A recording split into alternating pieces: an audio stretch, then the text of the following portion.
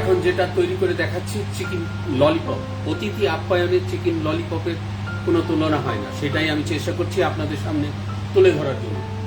তো বন্ধুরা দেখতেই পাচ্ছেন এখানে আমি চিকেন ডমিস্টিক নিয়েছি 1 2 3 4 5 6টা। আগে থেকেই এটাকে আমি কেটে রেখেছি। বাকি দুটো কিভাবে কেটে এটাকে সাইজ করতে হয় সেটাও আমি দেখাচ্ছি। আমি এখন দেখাবো কি করে আমি এই ডমিস্টিকগুলি তৈরি করি। দেখতেই পাচ্ছেন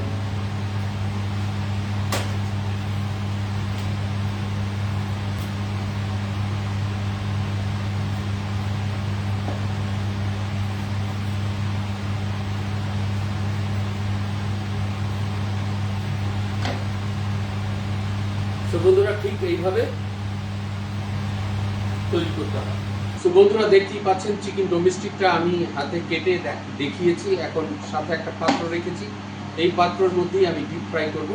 আমি এখানে রেখেছি 250 গ্রাম ময়দা, আদা রসুন বাটা 1 চামচ, আর রেখেছি এখানে কর্নফ্লাওয়ার 150 গ্রাম, 50 গ্রাম পেঁয়াজ কুচি, সল্ট, চাইনিজ সল্ট সেটাও ঢেলে দিলাম 1 টিস্পুন, সামান্য একটু চিনি পরিমাণ মতো, সামান্য একটু সয়া সস, দুটো ডিম রেখেছি, ডিমটাও ঢেলে দিয়েছি। সো এটা দিয়ে আমি একটা সুন্দর ম্যারিনেশন বানাচ্ছি। তো দেখতেই পাচ্ছেন খুব সুন্দর একটা ম্যারিনেশন হয়ে গেছে। এই ম্যারিনেশনের মধ্যেই আমি চিকেনগুলি এক এক করে ঢেলে দিলাম।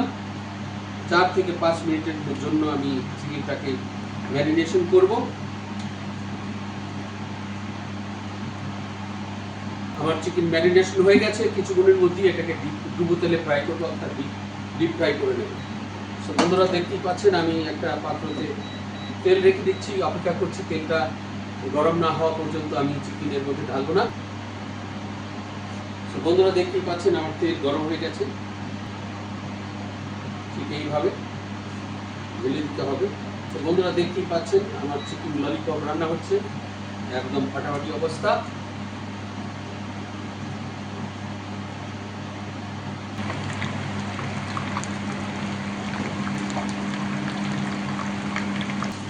তো বন্ধুরা আমার চিকেন ললিপপ রান্না হচ্ছে এবং এই একবার একটা হয়ে গেল।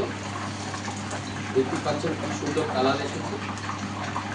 এখন সেকেন্ডটা ঢেলে দিচ্ছি। বন্ধুরা দেখতেই পাচ্ছেন আমি সুন্দর একটা প্লেট এখানে রেখেছি, এর মধ্যে গার্নিশ করব।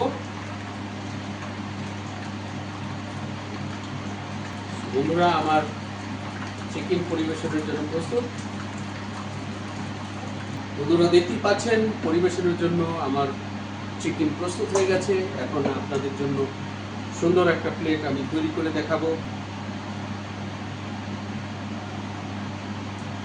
বন্ধুরা দেখতেই পাচ্ছেন খুব সুন্দর একটা প্লেট তৈরি হয়েছে।